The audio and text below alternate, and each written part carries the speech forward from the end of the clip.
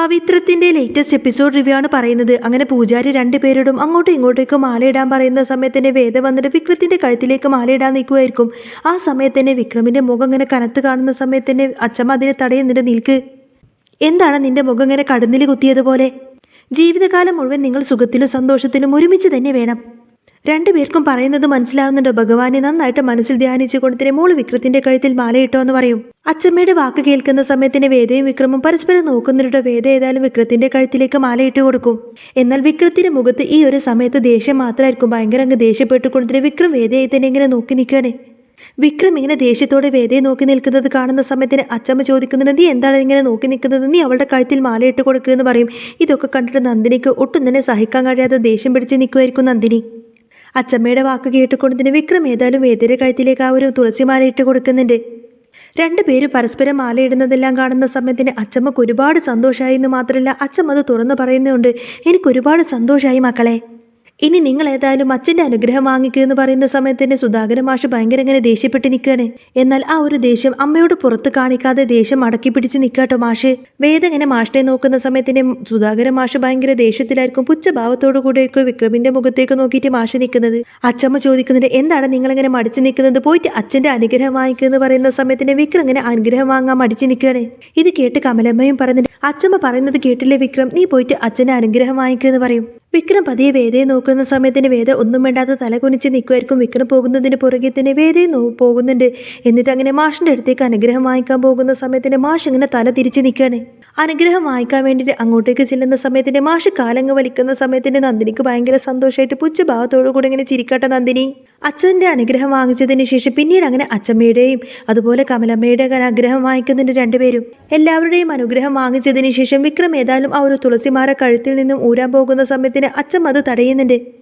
വിക്രം, നീ ഇപ്പൊ തന്നെ കഴുത്തിൽ നിന്ന് ആ മാല ഊരല്ലേ? വീട്ടിലെത്തിയതിനു ശേഷം വേദമോള് വലതുകാൽ വെച്ച് വീട്ടിലകത്തേക്ക് കയറിയതിനു ശേഷം മാത്രം നിങ്ങൾ ആ മാല ഊരി വെച്ചാൽ മതി എന്ന് പറയും. അച്ഛമ്മയുടെ വാക്ക് കേൾക്കുന്ന സമയത്തിന് വിക്രമിനങ്ങ് ദേഷ്യം വരുന്നുണ്ടെങ്കിലും വേദങ്ങനെ വിക്രമിനെ നോക്കിയിട്ട് ചിരിക്കുകയാണ്. ചടങ്ങെല്ലാം കഴിഞ്ഞതിന് ശേഷം അച്ഛമ്മ പറയുന്നുണ്ട്, ഇപ്പോൾ ചടങ്ങെല്ലാം കഴിഞ്ഞില്ലേ, ഇനി നിങ്ങളെല്ലാവരും വണ്ടിയിലേക്ക് കയറി നമുക്ക് വീട്ടിലേക്ക് പോവാമെന്ന് പറയും. ആ സമയത്തിന് സുധാകരൻ മാഷ് വന്നിട്ട് ഇങ്ങനെ അച്ഛമ്മയോട് ചോദിക്കുന്നുണ്ട്, എന്തിനാണ് അമ്മ ഇങ്ങനെയുള്ള ആചാരങ്ങളെല്ലാം? ഇതിൻ്റെ ഒന്നും ആവശ്യം ഇപ്പോൾ ഉണ്ടായിരുന്നില്ല. അമ്മ വിചാരിക്കുന്നത് പോലെ ആ കുട്ടി നമ്മൾ കരുതുന്നത് പോലെ ഒരു കുട്ടിയൊന്നുമല്ല. അമ്മേ, അവരുടെ കല്യാണം എങ്ങനെയാണ് നടന്നത് എന്ന കാര്യം അമ്മക്കറിയാമോ എന്ന് ചോദിക്കാട്ടെ സുധാകരൻ മാഷി. അപ്പോൾ അച്ഛമ്മ പറയുന്നത്, എനിക്കറിയാമടാ, എല്ലാ കാര്യങ്ങളും എനിക്കറിയാമെന്നിങ്ങനെ അച്ഛമ്മ പറയുന്ന സമയത്തിന് ഒരു ഞെട്ടലോട് കൂടിയായിരിക്കും സുധാകരൻ മാഷ് ഇങ്ങനെ അച്ഛമ്മയെ നോക്കുന്നത്. അച്ഛമ്മ പറയുന്നത്, അതേടാ, എല്ലാ സത്യങ്ങളും എന്നോട് കമലം പറഞ്ഞു. വിക്രം എങ്ങനെയാണ് വേദമോളുടെ കഴുത്തിൽ താലി കെട്ടിയതെന്നും വേദമോൾ ഇപ്പോഴെങ്ങനെയാണ് വീട്ടിൽ ജീവിക്കുന്നത് എന്ന കാര്യത്തെ പറ്റിയിട്ടൊക്കെ എല്ലാം ഞാൻ അറിഞ്ഞു കഴിഞ്ഞു. സത്യമെല്ലാം അറിഞ്ഞു വെച്ചുകൊണ്ട് തന്നെയാണ് ഞാനിപ്പോൾ ഇങ്ങനെയൊരു തീരുമാനമെടുത്തത്. ആ മോളെ ഇനി ഒരിക്കലും വിക്രമിനെ നഷ്ടപ്പെട്ടുകൂടാ. വിക്രമിന്റെ ജീവിതം ഇനി സന്തോഷകരമാക്കണമെങ്കിൽ ആ കുട്ടി വിക്രമിന്റെ കൂടെ തന്നെ വേണം. ഭഗവാനായിട്ട് കൊണ്ടുകൊടുത്തതാന്ന് വേദമോളെ വിക്രമിനെ എന്നൊക്കെ ഇങ്ങനെ അച്ഛമ്മ പറയുന്ന സമയത്തിന് മാഷ് ദേഷ്യപ്പെട്ട് കമലമ്മയെ ഇങ്ങനെ നോക്കും. അപ്പോൾ കമലമ്മ പറഞ്ഞിട്ട്, മാഷ് എന്നോട് ക്ഷമിക്കണം, കാരണം അമ്മ പറഞ്ഞിരുന്നു ഈ കാര്യങ്ങളൊന്നും ഇപ്പം മാഷിനെ അറിയിക്കണ്ട എന്ന്. അതുകൊണ്ട് മാത്രമാണ് മാഷെ നിങ്ങളോട് ഞാൻ ഇതൊന്നും പറയാതിരുന്നത്. ഇനി ഇതിന്റെ പേരിൽ എന്നോട് ദേഷ്യം കാണിക്കാനൊന്നും നിൽക്കണ്ട. എന്നാൽ ഇത് കേൾക്കുന്ന സമയത്തിന് മാഷിനങ്ങ് ദേഷ്യം വരികയാണെന്ന് മാത്രമല്ല മാഷ് ചോദിക്കുന്നുണ്ട്, ഓ അപ്പോൾ നിങ്ങളെല്ലാവരും അറിഞ്ഞുകൊണ്ടുള്ള നാടകമായിരുന്നു ഇതല്ലേ?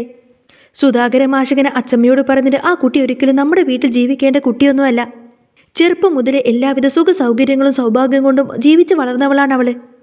അവളുടെ കല്യാണം മറ്റൊരു പയ്യനുമായിട്ട് നടക്കാനിരുന്നത്. ആ സമയത്താണ് വിക്രം ആ കുട്ടിയോട് അങ്ങനെയൊക്കെ ചെയ്തത്. അതിൻ്റെ ദേഷ്യം ആ കുട്ടിക്ക് എന്തായാലും വിക്രമിനോട് കാണില്ലേ എന്നൊക്കെ ചോദിക്കാട്ടെ മാഷ്. അതെല്ലാം മനസ്സിൽ വെച്ചുകൊണ്ട് തന്നെ ആ കുട്ടിക്ക് പൂർണ്ണ മനസ്സോടുകൂടെ തന്നെ നമ്മുടെ വിക്രമിനെ സ്നേഹിക്കാൻ കഴിയുമെന്ന് അമ്മക്ക് തോന്നുന്നുണ്ടോ? എന്തിനാ വെറുതെ എല്ലാവരുടെയും മുന്നിൽ വെച്ചൊരു നാടകം? അതിൻ്റെയൊക്കെ ആവശ്യമുണ്ടോ അമ്മയെന്നൊക്കെ ചോദിക്കാണ് മാഷ്. അവനാണെങ്കിൽ ആ കുട്ടിയെ കാണുന്നതേ ഇഷ്ടമല്ല. പിന്നെ അവൻ്റെ സ്വഭാവം ശരിക്കും അമ്മക്ക് തന്നെ അറിയാവുന്നതല്ലേ. ഏത് നിമിഷം വേണമെങ്കിലും ആ കുട്ടി നമ്മുടെ വീട്ടിൽ നിന്നും ഇറങ്ങിപ്പോവാനുള്ളതാ. ആ കുട്ടിക്ക് നല്ലൊരു ജീവിതം അവളുടെ മുന്നിലുണ്ട്. ഇനിയിപ്പോൾ നമ്മളായിട്ട് അത് നശിപ്പിക്കണോ? അവളെ പോലൊരു കുട്ടിക്ക് നമ്മുടെ വിക്രമിനെ പോലൊരു പയ്യൻ അതൊരിക്കലും ചേരില്ലമ്മേ. സുധാകരൻ മാഷിയുടെ വാക്കെല്ലാം കേട്ടുകൊണ്ട് തന്നെ അച്ഛമ്മ ചോദിക്കുന്നുണ്ട്, അതെല്ലാം നീ തന്നെ അങ്ങ് തീരുമാനിച്ചാൽ മതിയോ സുധാകര? ആ കുട്ടിയുടെ മനസ്സെന്താണെന്നൊക്കെ എനിക്ക് നന്നായിട്ടറിയാം. വിക്രമിനോട് ആ കുട്ടിക്ക് ഇഷ്ടമാണ്. അവൾക്ക് ജീവനാണ് നമ്മുടെ വിക്രമിനെ. ഇത്ര ദിവസം ആ കുട്ടി ഇതെല്ലാം സഹിച്ചത് നമ്മുടെ വീട്ടിൽ നിന്നിട്ട് പോലും ആ കുട്ടിക്ക് ഇന്നേ വരെ അവളുടെ സ്വന്തം വീട്ടിലേക്ക് തിരിച്ചു പോകാനൊന്നും ആ കുട്ടി ആഗ്രഹിച്ചിട്ടില്ല. അങ്ങനെയൊക്കെ അഡ്ജസ്റ്റ് ചെയ്തിട്ട് ആ കുട്ടി അവിടെ തന്നെ നിൽക്കുന്നുണ്ടെങ്കിൽ ആ കുട്ടി മനസ്സുകൊണ്ട് വിക്രമിനെ ഭർത്താവായിട്ട് അംഗീകരിച്ചു എന്ന് തന്നെയല്ലേ? അവൾക്ക് അവനെ ജീവനാണെന്ന് തന്നെയാണ് എൻ്റെ വിശ്വാസം. വേദമോൾ ഒരിക്കലും വിക്രമിനെ ഇട്ടിട്ട് ആ വീട്ടിൽ നിന്ന് പോവില്ല. ഇനി എന്തൊക്കെ തന്നെ സംഭവിച്ചാലും അവരെ തമ്മിൽ നീ പിരിക്കാൻ നോക്കണ്ട, നീ വരാൻ നോക്ക്. എന്തായാലും നിനക്ക് നല്ലൊരു മരുമോളെ തന്നെയാണ് ദൈവം തന്നേക്കുന്നത്. ഇനിയെങ്കിലും നീ അവളോട് കുറച്ചൊക്കെയെങ്കിലും സ്നേഹം കാണിക്കണം സുധാകര. അവളൊരു നല്ല കുട്ടിയല്ലേ. നീ ഇങ്ങനെ നിന്റെ ദേഷ്യവും വാശിയൊക്കെ കാണിച്ചു കൊണ്ട് വേദമോളെ ഇങ്ങനെ അകറ്റി നിർത്തല്ലേ. കമലത്തിനും വേദമോളെന്ന് വെച്ച ജീവനാ. പിന്നെ വിക്രമിന്റെ സ്വഭാവം നമുക്ക് എല്ലാവർക്കും നന്നായിട്ട് അറിയാലോ. അവന്റെ മനസ്സിലുള്ള ചില കാര്യങ്ങളൊന്നും അവൻ പുറത്ത് കാണിക്കാറില്ല. അവന്റെ ഉള്ളിൽ അവൻ സ്നേഹം ഒളിപ്പിച്ചു വെച്ചിട്ടുണ്ട്. വിക്രം മോനും ഇപ്പോൾ വേദമോളെ നന്നായിട്ട് സ്നേഹിക്കുന്നുണ്ട്. വിക്രമിന്റെ കണ്ണിൽ നോക്കിയാൽ അറിയാം അവൻക്ക് അവളോടുള്ള സ്നേഹം. അതൊക്കെ എനിക്ക് മനസ്സിലായതാണ്. അവർ രണ്ടുപേരും എന്നും സന്തോഷത്തോടെ ഒത്തൊരുമിച്ച് ജീവിക്കണമെന്നാണ് ഞാൻ ആഗ്രഹിക്കുന്നത് എന്നിങ്ങനെ അച്ചമ്മ പറയുന്ന സമയത്തിന് സുധാകരൻ മാഷ് പിന്നെ ഒന്നും മിണ്ടുന്നില്ല. എന്നാൽ അച്ചമ്മയുടെ വാക്കെല്ലാം കേൾക്കുന്ന സമയത്തിന് കമലമ്മക്ക് ഭയങ്കര സന്തോഷത്തിൽ കമലമ്മ ഇങ്ങനെ ചിരിച്ചുകൊണ്ടിരിക്കുകയാണ്. ആ സമയത്തിന് അച്ചമ്മ പറയുന്നുണ്ട്, ഇനി ഏതായാലും കൂടുതൽ ഇവിടെ നിന്ന് സംസാരിച്ച് നിൽക്കൊന്നും വേണ്ട, വാ നമുക്ക് അകത്തേക്ക് പോവാമെന്നൊക്കെ പറഞ്ഞ് എല്ലാവരും ചേർന്ന് വീട്ടിലേക്ക് കയറി പോകുന്നുണ്ട്.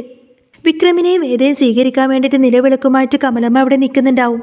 അച്ചമ്മ ആ ഒരു താലം പിടിച്ചുകൊണ്ട് അവിടെ നിൽക്കാട്ടോ. വേദ കയറി വരുന്ന സമയത്തിന് അച്ചമ്മ അങ്ങനെ നന്ദിനിയോട് പറയുന്നുണ്ട്, നന്ദിനി വേദമോളുടെ കാല് കഴുകിയിട്ട് അകത്തേക്ക് കൂട്ടിക്കൊണ്ടുപോവാ എന്ന് പറയും. ഈ സമയത്തിന് നന്ദിനിക്ക് അങ്ങ് ദേഷ്യം വന്ന കൂട്ടത്തിന് അച്ചമ്മയോട് ചോദിക്കുന്നുണ്ട്, ഞാനോ?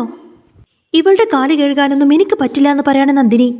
അപ്പോൾ അച്ചമ്മ പറഞ്ഞിട്ട്, അത് നീ തന്നെ ചെയ്യണം നന്ദിനി, നീ തന്നെയാണത് ചെയ്യേണ്ടത്.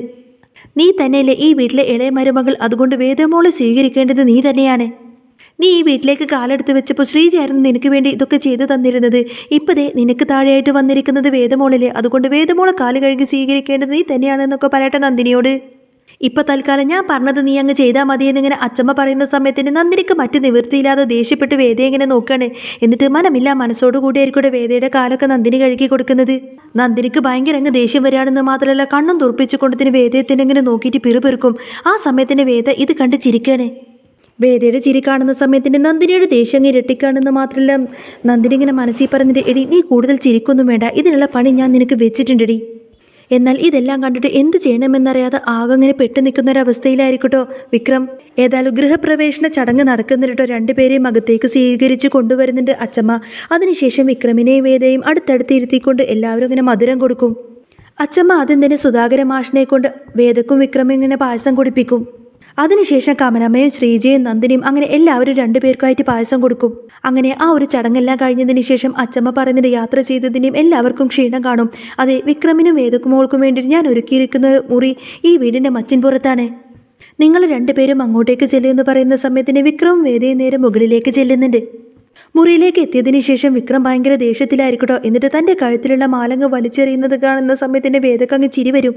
വിക്രം ഭയങ്കര ദേഷ്യത്തിലായിരിക്കും. എന്നിട്ട് വേദയോട് പറയുന്നുണ്ട്, എൻ്റെ ജീവിതത്തിൽ ഒരിക്കലും ഇങ്ങനൊരു സംഭവമൊന്നും ഉണ്ടായിട്ടില്ല, എല്ലാം നീ കാരണമാണ് സംഭവിച്ചത് എന്നൊക്കെ പറഞ്ഞ് വേദയെ ഇങ്ങനെ കുറ്റപ്പെടുത്തി സംസാരിക്കും. വേദ ചോദിക്കുന്നുണ്ട്, അതിനിപ്പോൾ ഞാൻ എന്താ ചെയ്തത്? ഞാൻ ഇവിടെ ഒരു തെറ്റും ചെയ്തില്ല. നിങ്ങളുടെ അച്ചമ്മ പറഞ്ഞത് കൊണ്ടല്ലേ ഞാൻ ഇതൊക്കെ ചെയ്തത്. പിന്നെ ഇങ്ങനൊരു ദിവസം തന്നെയാണ് നിങ്ങൾ എന്നെ ബലപ്പുറം അമ്പലനടയിൽ വെച്ച് എൻ്റെ കഴുത്തിൽ താലി കെട്ടിയത്.